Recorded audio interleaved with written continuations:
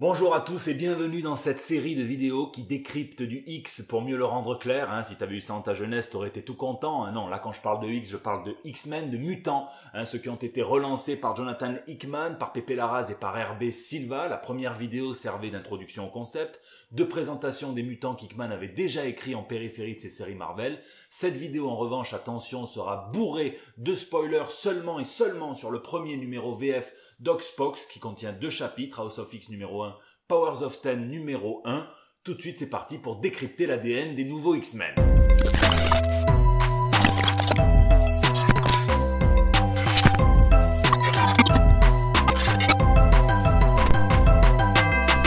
À travers ces 2 séries qui ne font qu'une, Hickman tisse une intrigue de science-fiction politique et on va tenter de décrypter l'histoire en venant sonder son fond mutant puisque ce nouveau run s'inspire de près ou de loin des nombreux récits X-Men qui l'ont précédé. House of X, donc le X de Xavier, présente le grand plan de Charles Xavier pour les mutants. Il est assez radicalement différent de tout ce que l'on a pu voir en continuité jusqu'à présent.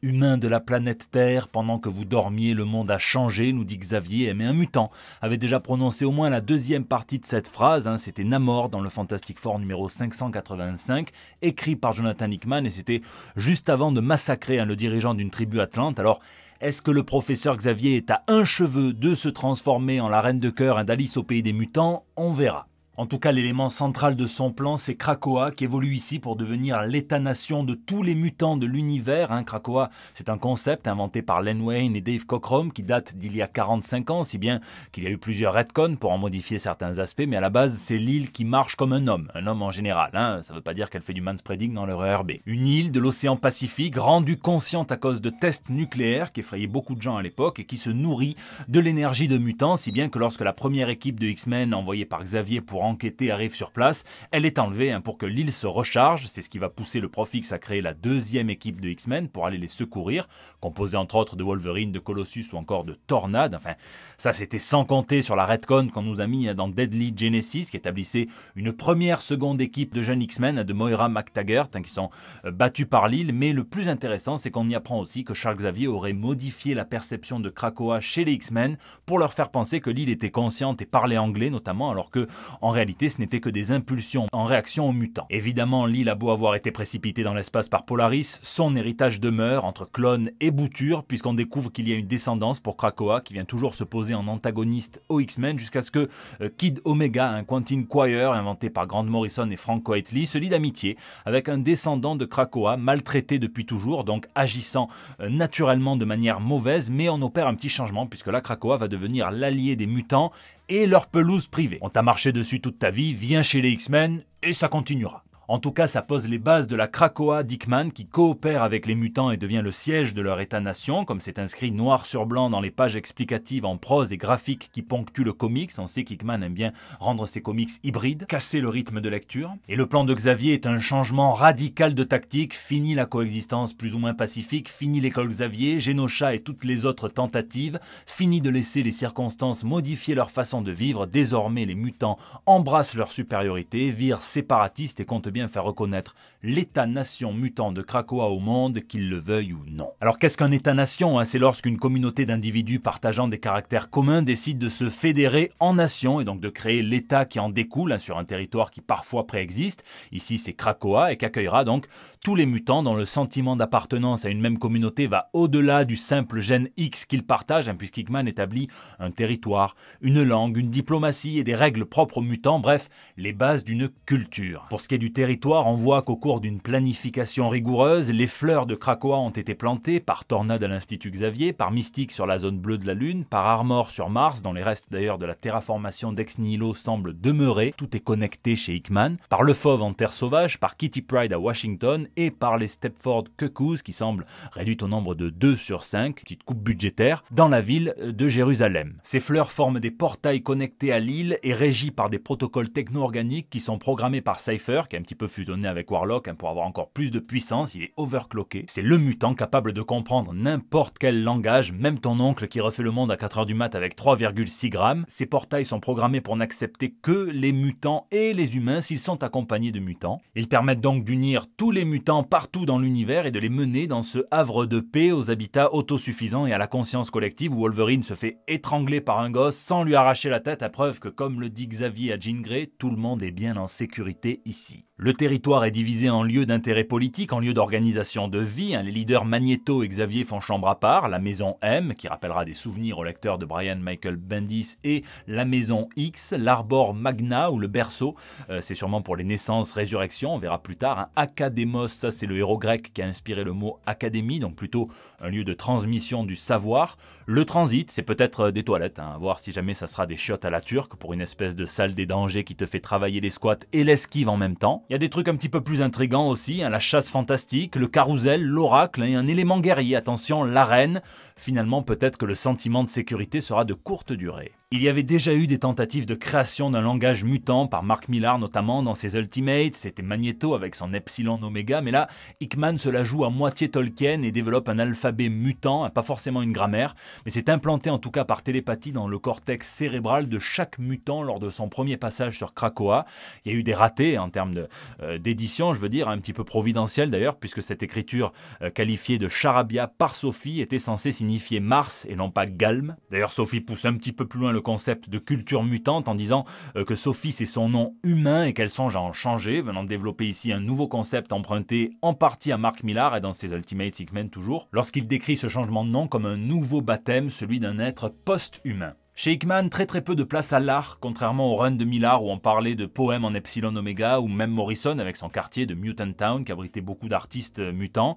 Peut-être que ça viendra plus tard. Pour l'instant, les mutants sont trop occupés à organiser leur irruption sur la scène diplomatique et politique internationale, puisque en bon état-nation, Krakoa dispose même de ses Black Ops, donc de ses forces spéciales menant des opérations clandestines, comme aller par exemple récupérer des données chez Damage Control, qui est un petit peu upgradé par Jonathan Hickman. À la base, c'était une entreprise chargée de réparer les dégâts occasionnés par les combats de super-héros. C'est lucratif, mais pas assez apparemment, puisqu'ils ont filouté à travers le temps pour engranger plus de profits, en aidant même à développer une drogue qui booste les pouvoirs de destruction des super-héros. C'est pour ça que Nitro a pu faire plus de 600 morts, alors qu'en temps normal, il avait plus l'habitude d'exploser comme un Galaxy Note 7 que t'as trop laissé en charge. Ça a d'ailleurs déclenché la première Civil War. Là, on comprend qu'avec la disparition d'Iron Man et de Mister Fantastic, la plupart de leurs biens ont été saisis par Damage Control, et pas seulement les différentes armures qui servent à faire des putains de Funko Pop exclusifs qui te coûtent tout ce que tu avais. Non, des armes de premier choix, tout inventées par Hickman lorsqu'il écrivait Les Vengeurs et les 4 Fantastiques, créé par Reed Richards, l'enclume de sol qui sert d'arme puissante contre les menaces du multivers, genre un Beyonder, rien que ça, le pont, qui est un genre de porte des étoiles pour faire le voyeur dans d'autres réalités parallèles, la fronde anti-proton qui sert tout simplement à détruire un monde, T'Challa avait d'ailleurs aidé à sa conception, et enfin, une balise multiverselle comme une espèce de mouchard pour traquer les gens n'importe où qu'ils soient dans le multiverse, le fantasme absolu de ton ex un petit peu trop jaloux. Et puis créé par Tony Stark, le marteau de Sol basé sur le concept réel mais hypothétique de la sphère de Dyson, une planète artificielle dont le but est d'aspirer l'énergie d'une étoile environnante pour la réutiliser. Bref, dans le lieu de stockage des objets saisis par Damage Control, on retrouve l'équipe Mystique, Toad et Dents de Sabre qui piratent la base de données, mais s'ils étaient dans Hitman, ils auraient un score de mission assez négatif vu que Dents de Sabre a transformé ça en beat them all, c'est Doom. Il parle de livrer les données en rejoignant un portail, donc Krakoa, et c'est confirmé lorsque ils se font botter le cul par les 4 Fantastiques qui capturent Dents de Sabre, et c'est Cyclope qui vient le récupérer, demandant une suspension des sanctions, une amnistie, prouvant 1. L'unité des mutants qui ne laisse pas tomber même les plus vilains d'entre eux, 2. Leur soustraction du système judiciaire humain, la famille refuse, et Cyclope leur cède le prisonnier après avoir quand même affirmé sa puissance et le nouveau statu quo auprès de Susan Storm. Ma famille a passé toute sa vie à être traquée et haïe. Le monde m'a dit que j'étais moins alors que je savais que j'étais plus. Vous pensiez franchement que nous allions rester éternellement la tête baissée? Les mutants s'imposent, et aussi sur le plan diplomatique, comme Magneto, qui reçoit à Jérusalem des ambassadeurs de nations auxquels Xavier a proposé, en échange de la reconnaissance de l'État-nation de Krakoa, le fruit des ressources naturelles disponibles uniquement sur l'île. Il s'est transformé en businessman, il a investi dans pas mal d'entreprises pharmaceutiques à travers des sociétés écrans, un fou furieux. Tout ça pour 3 médicaments. Le premier pour repousser l'espérance de vie de 5 ans, un autre pour soigner les maladies mentales liées justement justement à la vieillesse, ainsi qu'un antibiotique adaptatif et universel. Sauf qu'après avoir cru pouvoir gagner un bras de fer avec le maître du magnétisme, après avoir cité du Sun Tzu, les types comprennent qu'en plus d'avoir la plus longue, Magneto a aussi le prince Albert qui va avec. Après avoir usé de télépathie pour démasquer les 3/4 de ses ambassadeurs comme des agents du renseignement ou autres, entraînés à bloquer la télépathie, mais pas assez apparemment, après leur avoir dit qu'ils savaient que l'être humain était un loup, il étale sa puissance dans une case où il bloque à moitié un soleil se couchant comme sur la suprématie de l'homme et il explique que ce n'est pas une négociation et qu'il faut accepter que les humains ont des nouveaux dieux désormais.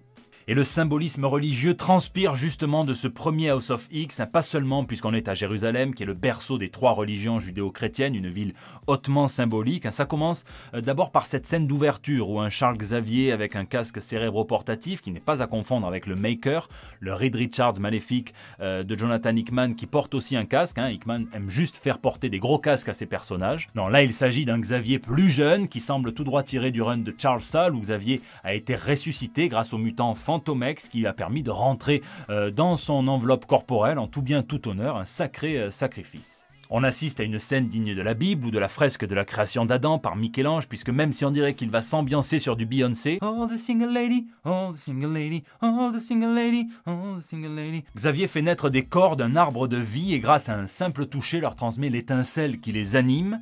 Ce concept de Néo-Adam, il est cher à Hickman, qui avait déjà commencé son run des Vengeurs comme ça, avec le bâtisseur ex nihilo qui a terraformé Mars en un jardin à la Eden, et qui faisait naître des humains et même des créatures, tout comme Xavier qui prononce ici sa phrase caractéristique. À moi mes X-Men. Les punchlines ne manquent pas, vous verrez, on fera un petit top à la fin de la vidéo et vous serez amené à y contribuer. Donc si vous vous demandiez comment est-ce qu'on peut voir dans deux sabres qui avait été décapité par Magic, Cyclope qui avait été brisé comme une biscotte par le dieu Fatalis et qui semble sortir du cocon, Proteus, Banshee et tous les autres mutants que l'on croyait morts, n'allez pas chercher plus loin, une couveuse à mutants, un genre de PMA qui ferait se taper des places de la Résistance, place de l'Opéra tous les week-ends à la Manif pour tous, sauf pour les mutants. Les X-Men ont toujours été utilisés comme des métaphores pour les marginaux, les minoritaires. Certains ont parlé des Afro-Américains se battant pour leurs droits, d'autres de l'adolescence, qui est une période de grands changements angoissants et parfois d'incompréhension de la part des adultes, donc source de clash, de rébellion. On peut également parler du peuple juif qui n'ont jamais été autant à rapprocher de ces X-Men-là dans l'histoire, aussi entre rejet, diaspora, génocide, la construction d'un État avec des méthodes fortes et discutables comme la confiscation de territoire ou l'apartheid. Eh bien, on peut tracer clairement là des parallèles entre Krakoa et Israël, même si ça ne va pas aussi loin que la triste réalité du Moyen-Orient. On peut quand même entendre Magneto, survivant de la Shoah et cible récurrente des mutants, signaler que l'homme n'est pas le bienvenu sur l'île. C'est d'ailleurs une thématique déjà abordée frontalement par Chris Claremont. Xavier a voyagé en Israël, c'est là qu'il a conçu son fils Légion avec Gabrielle Haller, qui est la future ambassadrice d'Israël en Grande-Bretagne. Et si on trace souvent des parallèles entre Xavier,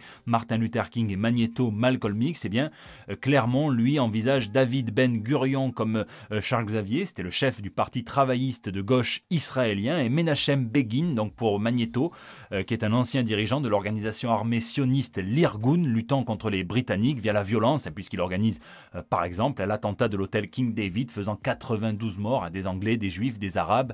Généralement, tout le monde morfle dans ce genre de conflit. Et comme toute nation, Krakoa devra évidemment faire face à des menaces extérieures d'abord, avec l'Orchis, l'Orchidée contre Krakoa, Fleur contre Fleur, une organisation qui a su concilier des agents de plusieurs organisations radicalement opposées. Genre c'est un feat entre Joe Star, André Rieu, Michel Sardou et Tokyo Hotel, puisque cette agence anti-mutant est composée à 31% de l'AIM, 4% de l'Hydra, 2 organisations terroristes, 5% du Hammer, l'organisation de Norman Osborn pendant le Dark Reign, 24% du Shield, 16% du Strike et 5% de l'Armor, 3 agences d'espionnage et de contre-terrorisme, la dernière s'occupant plus de tout ce qui est lié au multiverse, 8% du Sword, 7% de la division Alpha qui a pris justement le relais du Sword et qui surveille plutôt les menaces extraterrestres. Donc c'est vraiment un panel surprenant composé d'agents dont les noms sont tirés de scientifiques et de théoriciens. Erasme, c'est soit l'humaniste, soit le grand-père de Darwin. Gregor Mendel, c'est le scientifique qui a posé les bases de la génétique. Et celle qui se détache de ce joyeux mélange, c'est Karima Chapandar, créée par Joe Prout et Chris Claremont, une femme transformée par Bastion en Prime Sentinel, donc mi-humaine, mi-machine, dont le but est d'exterminer les mutants, sauf que contrairement à Internet Explorer, elle a réussi à être reprogrammée pour mieux marcher et a même fait partie des X-Men pendant un temps. Là, évidemment, elle semble être repassée du côté obscur, puisqu'elle opère depuis la station spatiale qui ressemble vachement au marteau de sol d'Iron Man. Damage Control a dû se faire un petit peu loser ou alors doit avoir des parts dans Orkis. Et on voit ce marteau venir alimenter la tête d'une sentinelle, un hommage à Roy Thomas et Neil Adams, leur X-Men numéro 59, quand Scott Summers se débarrasse des sentinelles en les faisant bugger, puisqu'il a compris qu'il avait affaire à des robots, et donc il leur a dit sans savoir d'aller éliminer la source de toutes les mutations, et ces abrutis, elles ont décidé que c'était le soleil. Elles partent directement exterminer le soleil et mourir au passage évidemment. Une solution bien pratique pour Roy Thomas qui se débarrasse de ses adversaires surpuissants, et l'occasion pour Neil Adams de nous régaler les yeux avec cette sublime planche. Ça fait la base principale de ces scientifiques qui surveillent de près la démographie des mutants, leurs opérations financières et leur répartition territoriale. Problème, malgré le génocide de Genosha, qui est un point hérité du run de Grant Morrison, les mutants se repeuplent quand même à la vitesse grand V, et si Genosha a fait gagner environ 10 ans d'avance aux humains, les mutants devraient être l'espèce entièrement dominante d'ici 20 ans, sauf que vous le savez, tout peut arriver. Les deux autres menaces sont mutantes, domestiques. D'abord les fleurs dites des non-sites qui créent des habitats situés en dehors de la conscience collective de Krakoa, mais dans Krakoa, donc un lieu propice aux trahisons, une tumeur krakoane, on nous dit. Et l'autre menace, on la trouve dans la liste remaniée et revue à la baisse des mutants de niveau Oméga, et c'est très bien parce que c'était devenu aussi facile d'être un mutant Oméga que de tomber sur une pub pour Red Shadow Legends sur YouTube. Ici, la définition est affinée, il ne s'agit plus seulement que de puissance destructrice, mais d'un et un seul pouvoir particulier chez un mutant qui ne connaît aucune limite supérieure définissable. On retrouve des mutants oubliés comme Monsieur M, des évidences comme Légion, Magneto ou encore Hope, et des manques puisqu'on peut s'étonner de ne pas voir le professeur Xavier en personne sur la liste. La menace provient de l'intérieur puisqu'il existe un mutant Oméga allié aux humains, et c'est Franklin Richards, né mutant contrairement à ses parents, et Cyclope leur fait d'ailleurs savoir que lorsqu'il sera prêt, Franklin a une famille qui l'attend sur Krakoa, et là on bascule à moitié dans la menace et à moitié dans l'injonction. On peut s'interroger d'ailleurs sur le traitement des mutants lorsqu'on peut également lire que tous les efforts doivent être faits pour assurer l'avenir de l'État et qu'il faut pour cela protéger sa plus grande ressource naturelle, les mutants Oméga. Parler de mutants comme on parlerait de cobalt ou de pétrole, c'est assez étrange de la part de Xavier qui a certes toujours été assez possessif avec les mutants, mes X-Men, mes enfants, ma famille, n'importe qui ferait ça dans une crèche, on irait directement checker son casier judiciaire. En tout cas, il ne faudrait pas que cette mainmise et cette vision très utilitariste des mutants se retournent contre lui, et que l'unité de l'une des devises de l'État, un peuple, une tribu, une famille, ne vole en éclats sous le poids des désaccords. D'ailleurs, on les voit poindre ces désaccords lorsque Mystique revient avec les données volées à Damage Control, et avant de les tendre à Magneto qui bosse avec Xavier, elle dit qu'elle a des conditions. Xavier déclare que aider son prochain mutant devrait suffire, mais qu'il comprend qu'il a aussi des conditions et que tous ceux qui vivront dans le monde mutant qu'il bâtit seront redevables. Et ça fait flipper. Ça, c'est dans Powers of Ten, où l'histoire est beaucoup plus cryptique, sujette à interprétation, puisqu'Hickman vient y développer l'univers de manière drastique, à tel point que le récit se déroule sur 4 temporalités différentes et s'étale sur 1000 ans. Donc il y a l'an 1, baptisé le rêve, X0, Charles Xavier, comme sur sa meilleure photo de profil LinkedIn, X1, c'est l'an 10, le monde, et c'est à cette période que se déroulent les événements du précédent House of X. Xavier, qui a découvert la réalité virtuelle avec son casque vissé au crâne, le cérébro portatif. Et ça tombe bien puisqu'en lançant, c'est la guerre. X2 avec un robot qui ressemble à une PlayStation 5 qui fait la gueule, c'est Nimrod. Et puis l'an 1000, l'ascension, X3 avec une démocratisation totale des tatouages au visage, apparemment, comme quoi ça valait bien la peine de se moquer de Mike Tyson. En tout cas, on ne sait pas qui est cet individu tout bleu. Donc en gros, X2 et X3 sont une façon pour Hickman de nous présenter son futur dystopique et transhumaniste pour les X-Men, mais quand les autres se sont contentés d'avancer de quelques années ou de jouer avec les réalités parallèles, Hickman propose une croissance exponentielle sur 1000 ans, et c'est quand même solide et ficelé, c'est ça qui est beau. Ça commence à X0, on voit Moira débarquer pendant une fête foraine face à un Xavier tout guilleré, prêt à dérouler son rêve, probablement celui auquel on est un petit peu plus habitué d'un monde où les mutants comme lui peuvent cohabiter avec des humains comme elle. Puisque Moira MacTaggert, c'est une écossaise qui a toujours incarné l'idéal de coexistence pacifique à travers la science entre les mutants et les humains. Ils tombent amoureux, mais la guerre les sépare, le destin les rapprochera. Elle sera toujours une aide précieuse pour Xavier. Elle l'aide à fonder l'Institut Xavier, elle l'aide aussi à développer Cérébro, grâce à ses connaissances poussées en génétique et ses travaux dans son centre de recherche de l'île de Muir, donc ils lui ont valu un prix Nobel quand même. Elle a un fils, le mutant Proteus, d'un mari abusif qu'elle fuit sans même lui dire qu'elle est enceinte. Elle a été en couple avec Xavier. Là, elle s'assoit à côté de lui, mystérieuse. Elle parle de cartes de tarot tirées par une voyante. On y voit des symboles qui vont revenir à travers tout le chapitre. 2 mutants et la tour de Nimrod. Il comprend que quelque chose cloche. Elle lui demande demande donc de lire dans son esprit et sa réaction elle est digne d'un type qui apprend que son historique web a fuité sur Facebook. Nous en tout cas on aperçoit l'avenir et il s'en passe des choses dans ce futur puisque 100 ans plus tard, donc X2 pas X1, ça c'est une erreur qui est présente également dans la VO, à 100 ans plus tard on vient rompre avec les rêves d'union séparatiste de House of X et on aperçoit les dérives graves du professeur Xavier. Dans le futur, les mutants s'allient à Mr. Sinister pour fabriquer génétiquement d'autres mutants, d'abord à partir d'un seul échantillon d'ADN, CTRL-C, CTRL-V, une copie d'un mutant qui, je cite, est généralement qualifié de chair à canon à l'intérieur des fosses d'élevage, des soldats mutants formés dans les sous-sols de Mars jusqu'à l'âge de 16 ans et puis envoyés sur Krakoa pour défendre l'État-nation. Après, ils ont créé des chimères, qui est un concept génétique existant lorsque un organisme est formé à partir de plusieurs ADN, 2, puis 3, puis 4, jusqu'à 5. Et l'ADN, c'est comme l'alcool, les mélanges, c'est dangereux puisqu'en plus de produire un taux d'échec ultra élevé, ça a créé des mutants qui ont fait tomber Krakoa et on va voir que c'est le fruit d'une trahison, celle de Mr. Sinister. De toute façon, s'allier avec lui, ça sentait aussi bon qu'une crise d'éternuement en pleine gastro. On parle d'un ancien humain, Nathaniel Essex, scientifique, fan de Darwin et d'évolution, qui perd son fils et se livre à de la science sans aucune morale, un peu comme le type qui a mis de l'ananas dans des pizzas pour la première fois. Rejeté par ses pairs qui ne croient pas en ces histoires de mutation rapide en quelques générations seulement, il est repéré par le tout premier mutant, Apocalypse, qui le transforme en mutant et il choisit le nom de Mr. Sinister. Il va trahir Apocalypse, travailler avec Joseph Mengele pendant le Troisième Reich, torturer les ados Alex et Scott Summer, vouloir désespérément une progéniture entre Scott et Jean Grey, au point que lorsque cette dernière meurt, d'envoyer donc un clone fabriqué par ses soins, Madeleine Pryor, pour qu'il s'accouple. Tu sens quand même le type qu'on a privé de jouer aux Sims. D'ailleurs, dès que le petit Nathan naît, il l'enlève immédiatement, un chic type qui meurt, mais qui revient au sein d'une espèce de boys band digne des To Be Free qu'aurait rencontré Rammstein. Quoi qu'il en soit, il a toujours été fasciné par l'ADN mutant et vous aurez compris que s'associer avec lui, c'est comme prendre Gérard Depardieu à un jeu à boire, qui est sûr de morfler. Il s'alliera avec n'importe qui tant que ça lui permet de poursuivre son but personnel. Donc je suis pas étonné qu'il ait trahi les mutants au point de programmer génétiquement la chute de Krakoa avec sa 4e génération de chimères. Mais je me demande ce qui l'intéressait chez l'Alliance Homme-Machine au point de les servir un temps en les aidant à créer des mutants limiers dans des camps d'élevage, le Kenil par exemple, destiné donc à traquer d'autres mutants. Puis ce qui l'a poussé à trahir à nouveau les humains-machines avec des limiers au cerveau noir, comme Silobel, qu'on va voir un petit peu plus tard,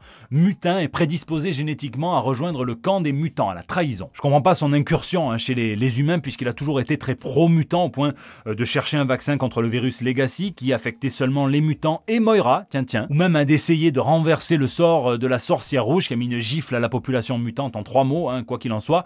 Sinister a été exécuté par l'Alliance, ça c'est réglé. Et d'un coup c'est devenu très sombre, ces chimères on les voit en pleine guerre contre la suprématie machine-humain. On découvre Silobel, mutante au cerveau noir, conçue donc pour trahir, et dont l'esprit est impossible à pénétrer par télépathie.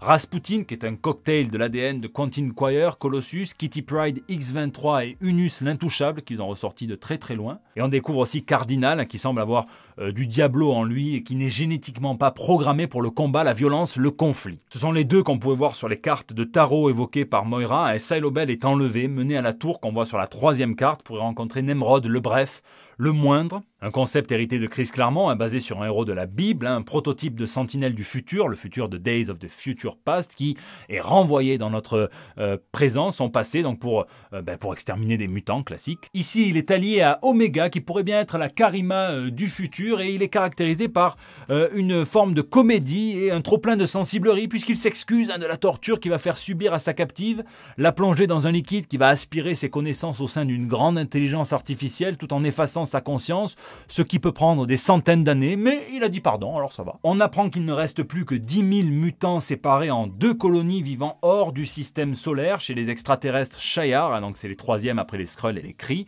Ils ont été opposés aux X-Men, et puis au fil du temps, ils entretiennent maintenant des relations amicales. On apprend même d'ailleurs que l'impératrice Xandra, qui est un mix entre Xavier et Lilandra, son ex-extraterrestre, donc on sent qu'il y a eu une petite sortie du petit chauve par là. Xandra veut utiliser les mutants pour repeupler le système système solaire une fois qu'elle l'aura annexé. Il y en a qui ont des ambitions. Et d'ailleurs, 2000 mutants sont automatiquement enrôlés dans une colonie pour protéger l'Empire Shi'ar. Seuls 8 mutants vivent encore dans le système solaire sur l'astéroïde Krakoa. On en aperçoit 7 puisqu'on peut voir enfin donc un non-site.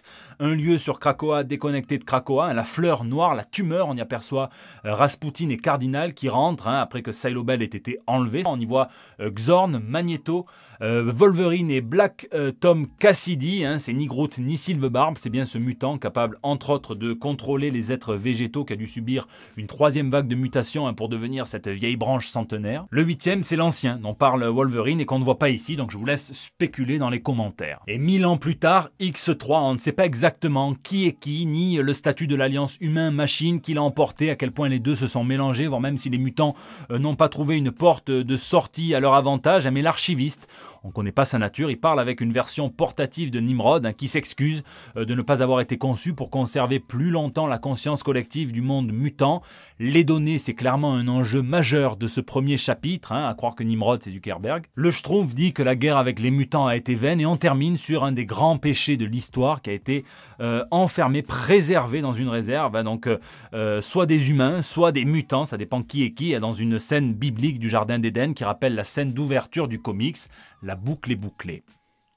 Bon, et comme c'est notre petit club de lecture mutante, je veux que vous participiez aussi. N'hésitez pas à me dire dans les commentaires quel est votre dessin favori, votre planche préférée de ce numéro, votre réplique aussi favori. J'aime bien des fois prendre les comics par le texte. Moi, mon cœur balance entre le personnage de Magneto. J'ai toujours aimé dans les comics les tyrans qui s'affirment, donc quand il explique aux humains qu'ils ont des nouveaux dieux. Et la planche aussi avec Cyclope qui explique aux 4 Fantastiques que leur fils a une famille sur Krakoa. Un petit coup de pression pépère, on va t'enlever ton gosse. Et mes dessins préférés, ça aussi, entre chaque planche de Krakoa, la paradisiaque et la tête de la sentinelle dans l'espace. Ouais, vous aurez compris que je ne suis pas programmé génétiquement pour faire des choix nets et tranchés. J'espère que cette vidéo vous a plu. Un immense merci à Moritom Thomas-Castier qui s'est chargé des animations de la carte de Krakoa, de l'organisation Orkis ainsi que de la génétique de Mister Sinister. Un immense merci à mon frérot Vince qui s'est chargé de la musique du générique. Un immense merci à vous qui avez tout fait sur la première vidéo, qui vous avez mis des pouces bleus, vous avez partagé ça sur Facebook, tweeté, retweeté, tout fait pour que la vidéo se propage. C'est notre club de lecture, j'ai voulu prendre mon temps mais je n'ai pas pu tout dire et donc je compte sur vous dans les commentaires déjà pour me dire si ce numéro vous a plu, si ces nouveaux mutants vous ont convaincu, vous ont donné envie d'aller plus loin ou pour me dire aussi des choses que j'aurais pu omettre. Oxpox numéro 2 sort en VF le 1er juillet prochain. Le programme est ultra chargé puisqu'il contiendra House of X numéro 2, Powers of Ten numéro 2 et numéro 3. Et moi je vous donne rendez-vous pour décrypter tout ça le 19 juillet prochain. Et d'ici là, lisez, lisez et lisez. Oh the single lady, oh the single lady, oh the single lady, oh the single lady, oh oh oh oh oh oh.